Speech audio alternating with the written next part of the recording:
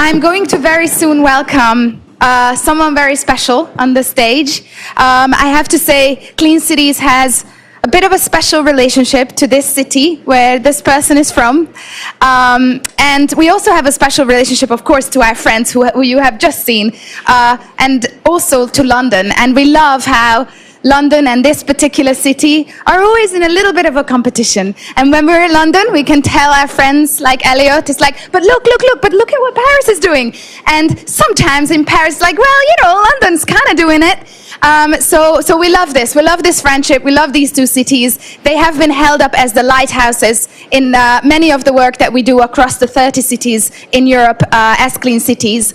And it is also a huge honor that we welcomed Anne Hidalgo last year in her last stretch as mayor of Paris in New York at New York Climate Week. Some of you were there, and we are extremely delighted to see the results of the election and the new administration, and that they will build on the fantastic legacy of Mayor Hidalgo. So it is my pleasure to welcome Dan Laert, Deputy Mayor of Paris, on the stage.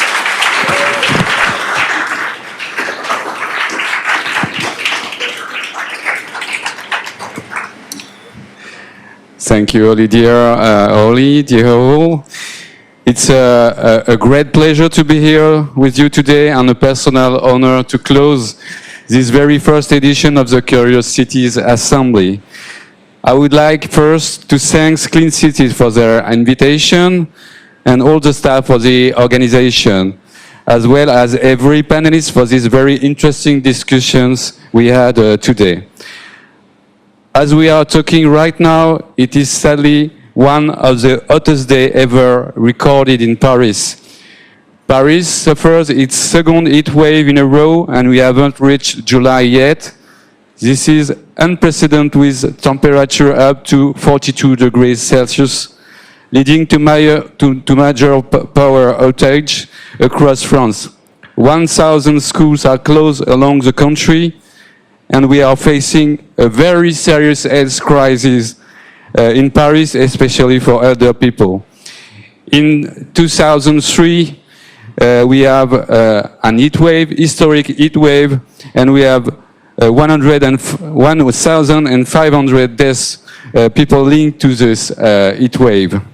This alarming situation makes our discussion even more relevant. What is even more alarming is that in France, most politicians do not talk that much about climate. But this situation will only get worse if nothing is done to attenuate the climate change impacts, and if we do not adapt our cities. This is urgent for us in Paris and in other cities, as Paris will reach 50 degrees at the end of this decade. Paris is organized around schools. As it was said by Mayor Hidalgo, a school is the capital, the heart of the neighborhood. In Paris, there is roughly one school located at 300 meters from every Parisian. During heat waves, schools and school streets can be used as climatic shelter. For instance, we created Oasis Schoolyards that aims to vegetalize the very place where children used to play and to grow up. These days, as it is the case for all heat wave, we let those schoolyards open on evenings and during weekends for them to be accessible to everybody. School streets are strong tools to attenuate the climate change consequences and to adapt our cities. With dense vegetalization, they enable to address the heat island effect, especially at night. As it was highlighted by Chiara Molina, that I thank just before, Paris has been profoundly transformed since 2020. It has been made possible thanks to a strong political willingness, especially the one of Anne Hidalgo, the Mayor Hidalgo, and my predecessor, Deputy Mayor David Belliard. At date, we have just reached 300 school streets in our city, and they have been largely embraced. Most Parisians want these changes, and have re-elected us 3 months ago.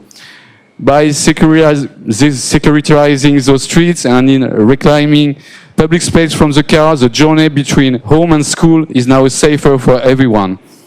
The younger parents can walk by themselves, and parents can leave the hand of their child It is what we aim in creating a city adjusted to children. In fact, those school streets have tangible effects, not only for the younger Parisians, but finally for all. Regarding air quality, it has been shown that the pollution were reduced by 30% near school streets. In Paris, in general, a 40% drop in pollution has been recorded between 2012 and 2022. At the same time, we get a 40% decrease of car traffic. We will continue our fight to reduce car traffic in Paris, especially on the periphery, the ring road highway around Paris.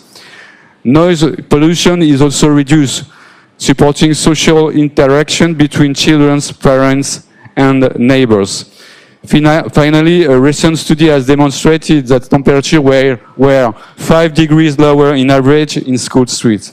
Road safety, we have less accidents and injuries around these school streets. Let's talk about the future we envision for school streets in Paris now.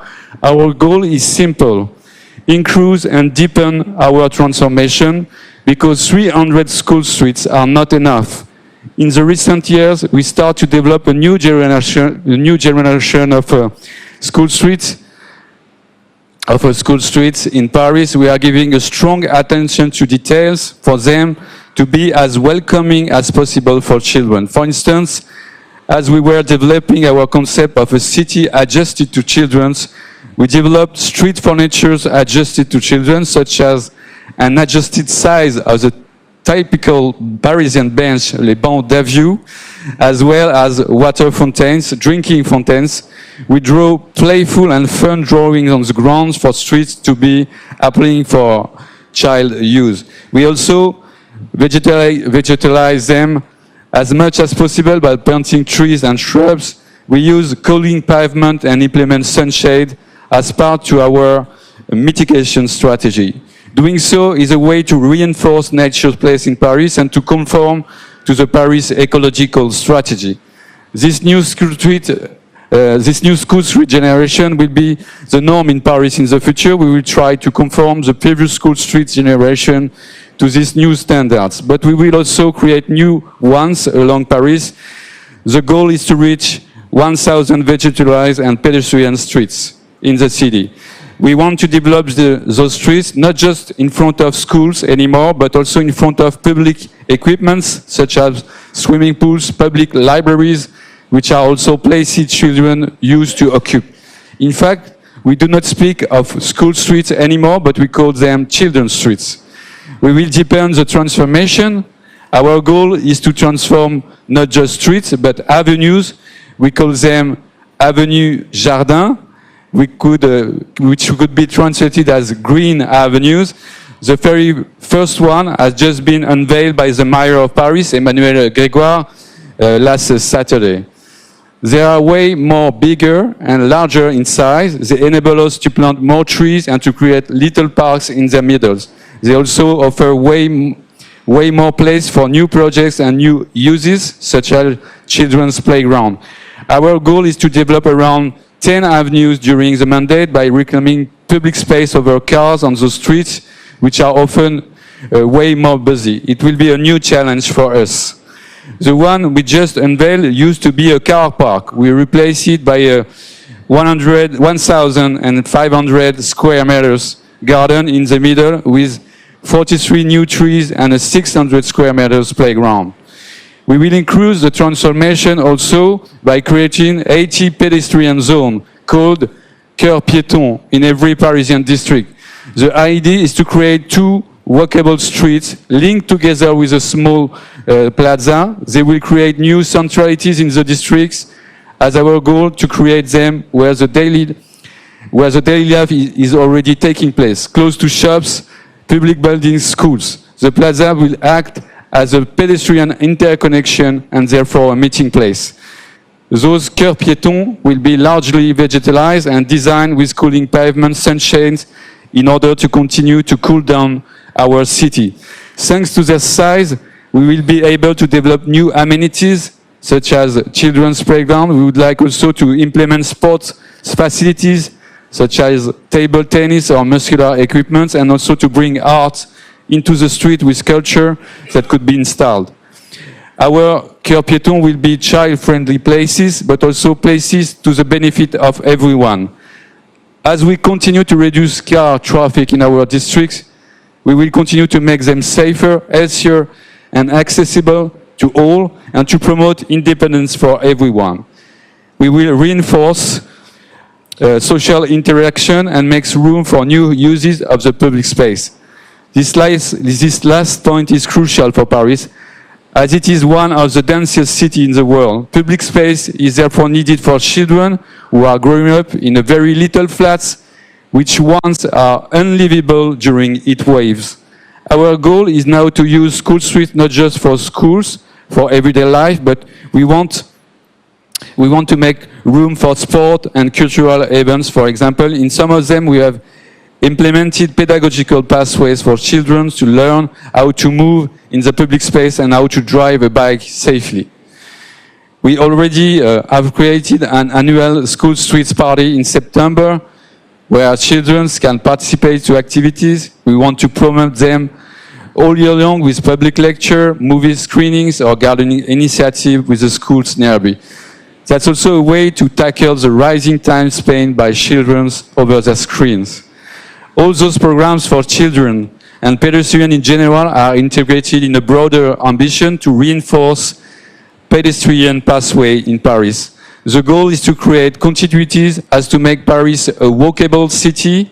This walkable city must be adapted to the climatic challenges we are facing. That's why we are working to get at least one shaded sidewalk in every street during summer. We would like also to protect cyclists from the sun through shaded bike lanes. We need also to make them inclusive by implementing benches everywhere it is possible and water fountains. And of course, we continue to vegetalize our street as much as we can in order to reduce the heat island effect in Paris. It is also a way to make the city secure for all and to reach Vision Zero, to reach zero deaths or serious injuries by car or heavy trucks as you do in London. We are going to continue to adapt Paris to address the consequences of climate change. For the 2024 Olympics, we invested 1.4 billion euro to make the Seine River swimmable. This will be the second summer Parisians would be able to swim every day in the Seine River. 3 sites in the heart of Paris had welcomed around 100,000 swimmers.